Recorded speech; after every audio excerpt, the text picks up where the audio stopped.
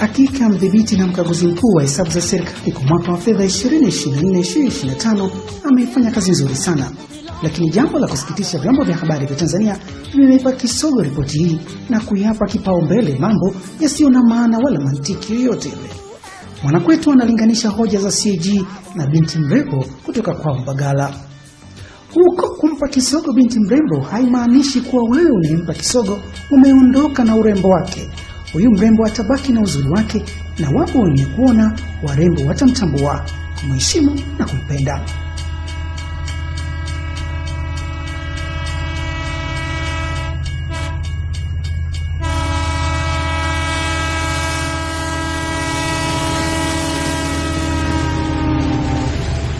Jambo hili limemkwaza mno mwanakwetu, na hivyo anajaribu kuzitazama hizo hoja za CAG kwanza kwa Wizara ya Habari, Utamaduni, Sanaa na Michezo juu ya kiwanja cha Arusha baada ya gharama zake kupanda kwa 81% na kuwa bilioni 338.54 kutoka bilioni 187.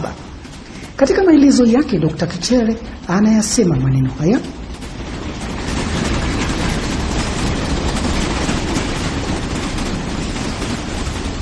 Pia mkandarasi alipatikana kwa njia ya mzabuni mmoja, yani single source, kwa kisingizio cha dharura bila kuwepo ushahidi wa hali hiyo.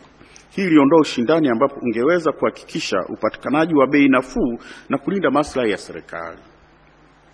3, majadiliano ya zabuni yalifanyika kwa udhaifu ambapo sehemu kubwa ya vipengele vilivyojadiliwa havikuwa vimeidhinishwa na wigo wa kazi havikuwa vimeidhinishwa kwenye mpango wa majadiliano, na wigo wa kazi ulipunguzwa bila kupunguza gharama ipasavyo. Aidha, gharama zisizo halali ikiwemo shilingi bilioni 3.27 za gharama za zabuni zilijumuishwa katika mkataba na kubebeshwa kwa serikali na kubebwa na serikali. Kwa ujumla, Mheshimiwa Rais, hali hii inaonyesha udhaifu katika upangaji wa miradi, uteuzi wa kandarasi na usimamizi wa majadiliano na mikataba. Udhaifu unaweza kusababisha matumizi yasiyo na tija na kukosekana kwa thamani halisi ya fedha za umma. Napendekeza Wizara ya Habari, Utamaduni, Sanaa na Michezo iimarishe usimamizi wa ununuzi kwa kuhakikisha makadirio yanayoaminika, matumizi sahihi ya njia za ununuzi na udhibiti madhubuti wa majadiliano na mabadiliko ya mikataba ili kulinda fedha za umma. Kwa hakika hata lengo la mwanakwetu kwa makala haya ni kulinda rasilimali za umma.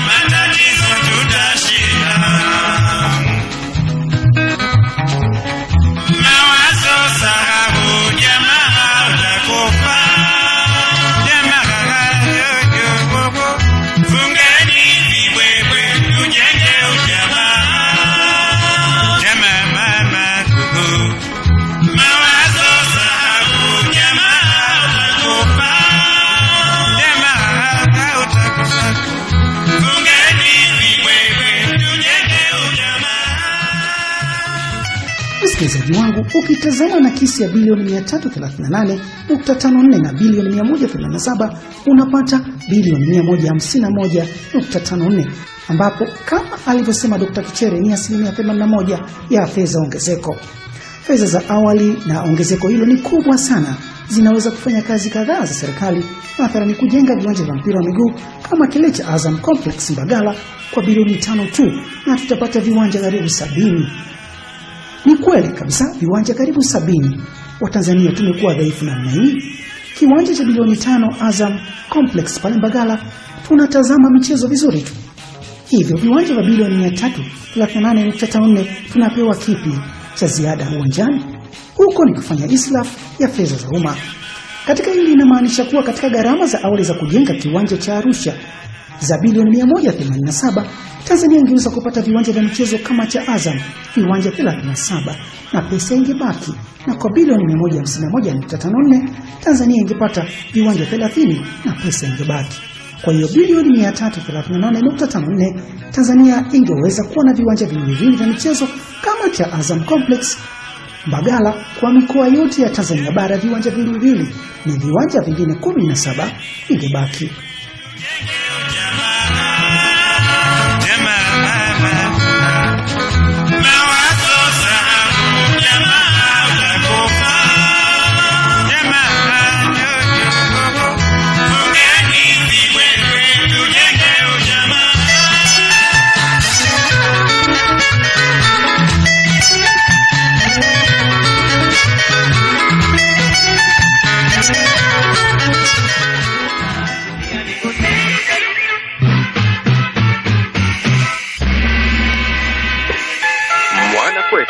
Mwana kwetu.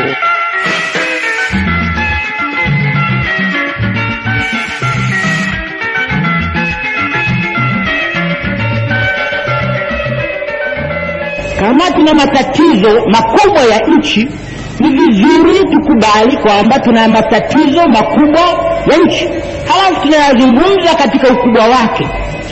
Utamaduni ambao unauona sasa wa kuficha matatizo makubwa na kuyafanya kwamba si matatizo, ndilo tatizo moja kubwa tulilo nayo sasa hivi. Sasa haifai viongozi wetu mkasimama na kutuambia msiwe na wasiwasi, hatuna matatizo. Mtu yoyote atakayesema tuna matatizo, mchokozi huyo. Sasa mimi nataka mnitie katika orodha ya kwanza ya wachokozi.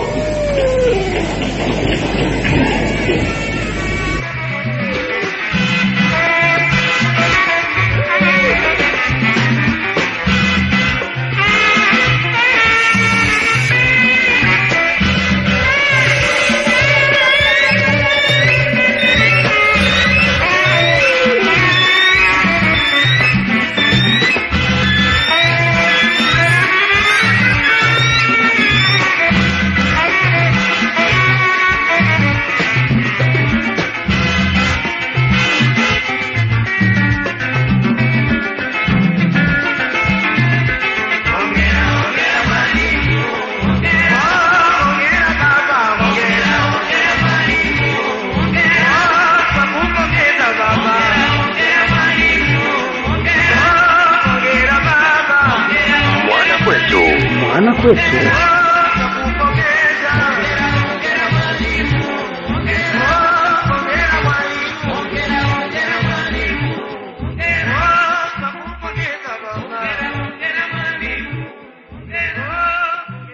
Kwa hakika msikilizaji wangu, haya mambo yanaumiza sana, hadi yanamkumbusha Mwanakwetu kushika bakora yake kama alivyokuwa mwalimu wa sekondari wakati akiwa kijana. Kama angekutana na wanafunzi wazembe kama wanaofanya mambo kama haya katika mambo ya umma, angewacharaza bakora mara moja. Hapa hakuna kupepesa maneno. Makosa haya ni makubwa na yamelitia taifa letu hasara, na pengine inawezekana Tanzania hapo kesho tukawa na mzigo mkubwa wa madeni kwa makosa kama haya. Na haya makosa sio ya mradi huu tu, bali inaonyesha ishara kengele hatari milia hata kwa miradi mingine. Hii lazima tuseme, maana hatari imeshawaka.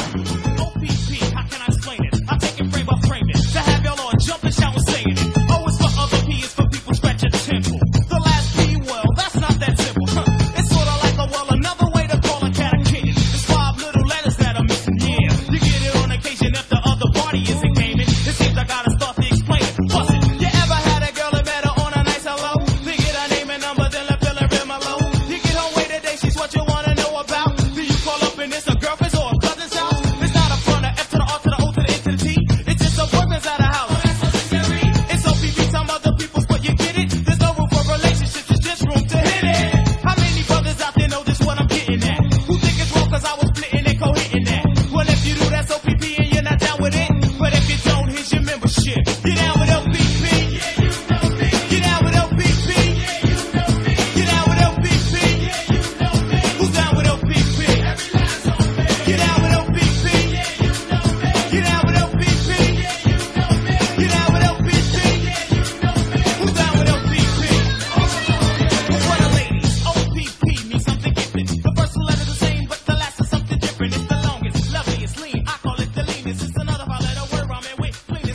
taasisi kubwa kama wizara hakuwezi kutokea matatizo kama haya kama waziri au katibu mkuu afahamu. Lazima wanajua, kama hawajui kwa nini? Ndio kusema katika hoja ya kiwanja cha Arusha, ndugu zetu kadhaa wanapaswa kuulizwa kulikoni. Huko wakati tukiangoja majibu ya kina, tunapaswa kutazama na kutambua hata rasilimali wanazomiliki ni zipi kwa sasa, walizipata lini na wapi. Waziri kama Mohamed Mchengerwa na Dr. Damas Ndumbaro waseme wanafahamu nini katika haya, na makatibu wakuu tangu Dr. Hassan Abbas, Said Yakubu na Gerson Msigwa wajibu hoja hizo. Hawawezi kukwepa kitu katika haya. Popote walipo, salamu ziwafikie.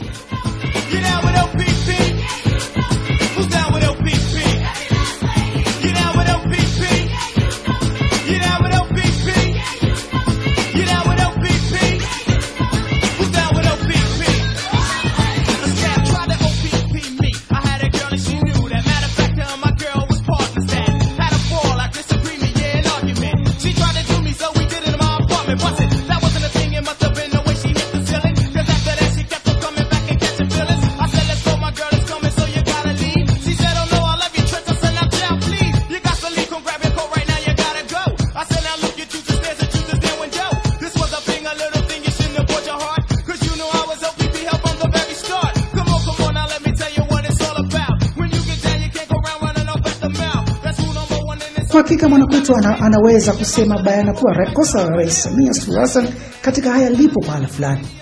Alipomhamisha katibu mkuu Dr. Hassan Abbas, akampandisha Said Yakubu, kisha Yakubu kwenda ubalozini, alafu akapelekwa Gerson Msigwa akitokea Maelezo na awali akitokea Ikulu. Na naibu katibu mkuu alikuwa kijana mmoja mtulivu sana, Nicholas Mkapa. Baadaye katibu mkuu akapelekwa Dr. Suleiman Selela ambaye alikuwa kijana mmoja anayejaribu kufuatilia miradi kwa kina huku akioji maswali mengi. Kisha Dr. Suleiman Selela akahamishwa wizara nyingine. Na hapo kaingia katibu mkuu mwingine anayeitwa Methusela Ntundo. Hapa ndipo Rais Samia Suluhu Hassan alipopika ugali mbichi na watu tunashindwa kula kwa sasa.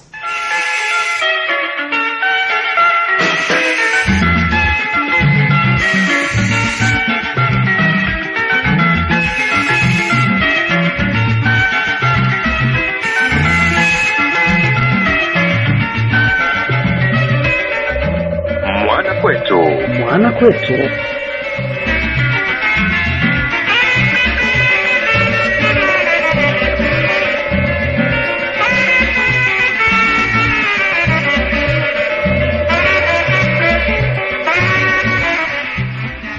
Kipindi cha miaka 21 ni kipindi cha kutosha kujifunza tunataka serikali ya aina gani.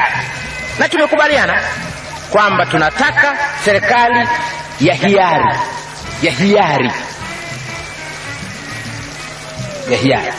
Yaani sisi wananchi wa Tanzania, watu wazima, tuamue wenyewe utaratibu wetu wa serikali hiyo. Tunataka namna gani?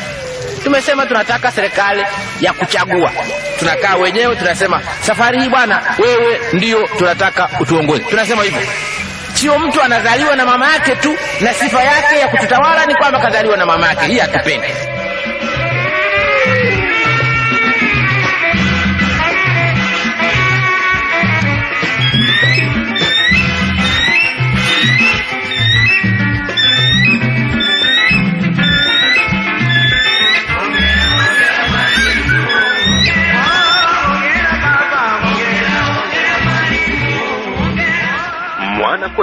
Mwanakwetu.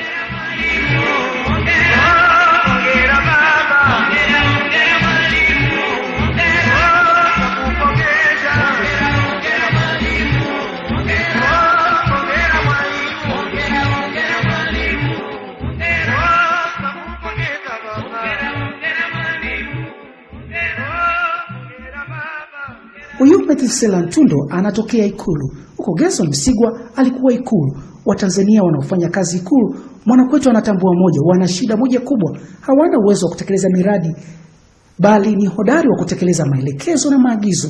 Ni watu watifu mno. Mbaya zaidi, sio wabunifu. Na shida ya tatu huwa wanafahamiana na ni wazuri kulindana. Hawawezi kupingana na mkubwa wao hata mara moja. Kama anakosea, tutakuja kuona mwisho wa jahazi limezama. Hapo ndipo dafu lao inapotokea. Ndio hizi bilioni 151.54, ongezeko la 81%.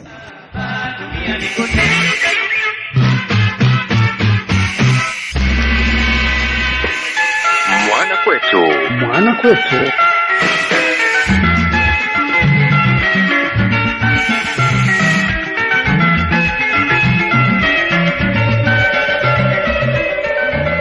Kama tuna matatizo makubwa ya nchi, ni vizuri tukubali kwamba tuna matatizo makubwa ya nchi, halafu tunayazungumza katika ukubwa wake. Utamaduni ambao unauona sasa wa kuficha matatizo makubwa na kuyafanya kwamba si matatizo, ndilo tatizo moja kubwa tulilo nayo sasa hivi. Sasa haifai viongozi wetu mkasimama na kutuambia msiwe na wasiwasi, hatuna matatizo. Mtu yeyote atakayesema tuna matatizo, mchokozi huyo. Sasa mimi nataka mnitie katika orodha ya kwanza ya wachokozi.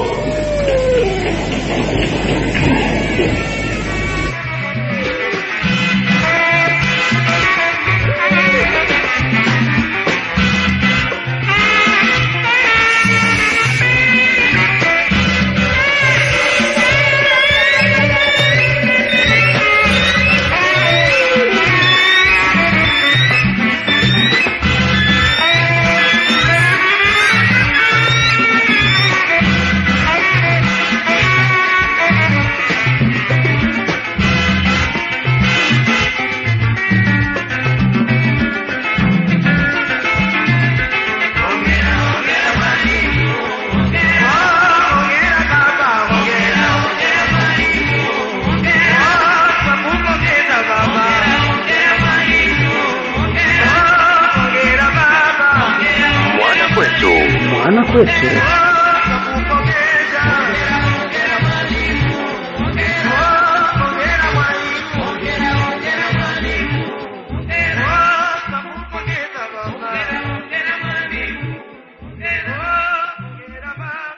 Rais Samia Suluhu Hassan hakupaswa kumuondoa Dr. Suleiman Silela, maana huyu kidogo alikuwa kama askari akitokea kuwa mkuu wa wilaya na alijifunza usimamizi wa miradi ya halmashauri za wilaya. Huko mtu ukishangaa unaingizwa shidani. Katika utafiti wa Mwanakwetu, baada ya kuhamishwa Dr. Suleiman Silela kwenda wizara nyingine, baadhi ya watumishi walishangilia, maana walikuwa wanachukizwa na maswali yake kadhaa katika miradi hii, mambo yao ili yaendelee kama zamani. Mwanakwetu anamfahamu fika Dr. Suleiman Silela tangu akiwa mwanafunzi chuo kikuu na hata akiwa umoja wa vijana CCM na baadaye CCM kamili. Mwanakwetu alipobaini hili hakumpigia simu Dr. Silela, alikaa kimya. Hapa alikaa kimya ili ajifunze Tanzania yake ilivyo. Hapa Rais Samia Suluhu Hassan kuwaweka pamoja viongozi waliofanya kazi Ikulu amekosea, na pengine hata aliyependekeza hayo Mwanakwetu anamtilia shaka. Hapa wakiwa na madhaifu niliyoyataja ni kosa kubwa na hakuna kitakachofanyika, na madhara yake ni makubwa kwa umma wa Watanzania kuja kuwabebesha mzigo.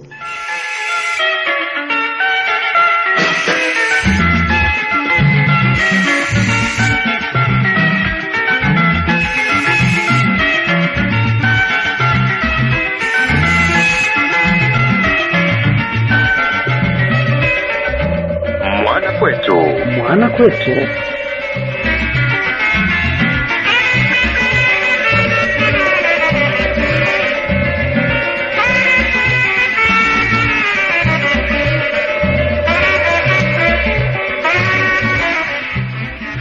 Kipindi cha miaka 21 ni kipindi cha kutosha kujifunza tunataka serikali ya aina gani, na tumekubaliana kwamba tunataka serikali ya hiari. Yani sisi wananchi wa Tanzania, watu wazima, tuamue wenyewe utaratibu wetu wa serikali hiyo tunataka namna gani. Tumesema tunataka serikali ya kuchagua. Tunakaa wenyewe tunasema safari hii bwana, wewe ndio tunataka utuongoze. Tunasema hivyo. Sio mtu anazaliwa na mama yake tu na sifa yake ya kututawala ni kwamba kazaliwa na mama yake. Hii hatupendi.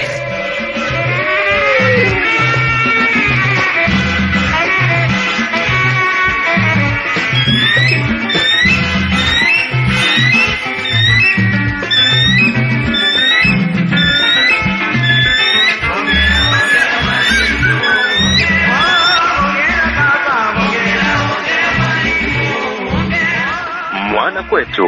Mwanakwetu.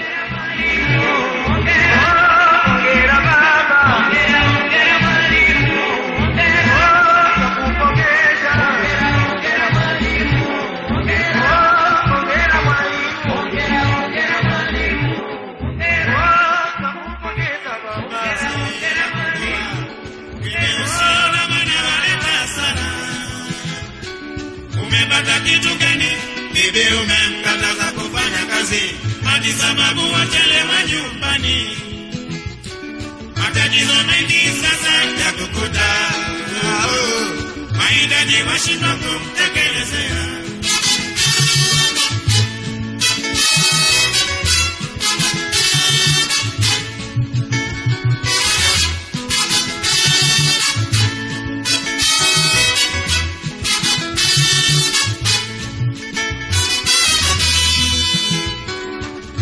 Kizidi nyumbani mapenzi yapungua, wivu usiona maana waleta sana. Umepata kitu gani? Bibi umemkataza kufanya kazi hadi sababu wachelewa nyumbani. Matatizo mengi sasa yakukuta, mahitaji washindwa kumtekelezea. Wivu ukizidi nyumbani hasara, matokeo yake ni kutoaminiana. Wivu unaleta ugonjwa wa moyo, sababu ya kuweka mkeroni. Tuliza moyo kijana, wache wake zenu waende kazini.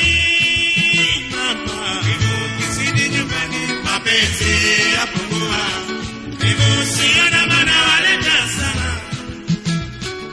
Umepata kitu gani? Bibi umemkataza kufanya kazi hadi sababu wachelewa nyumbani. Matatizo mengi sasa yakukuta, mahitaji washinda kumtekelezea.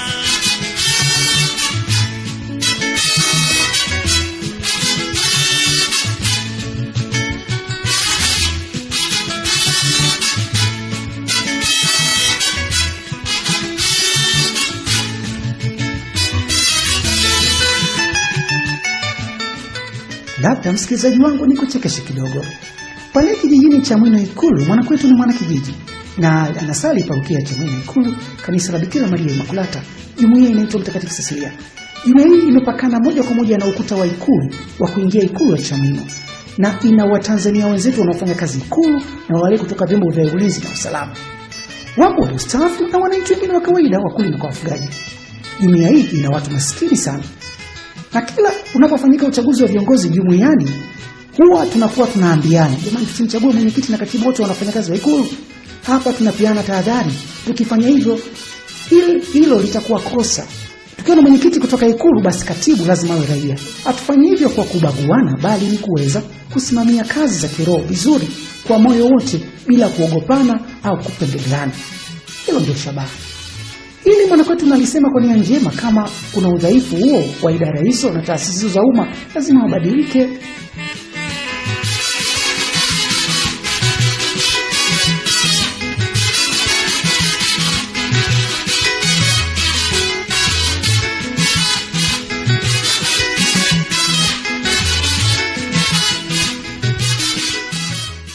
Mwanakwetu anasema nini siku ya leo?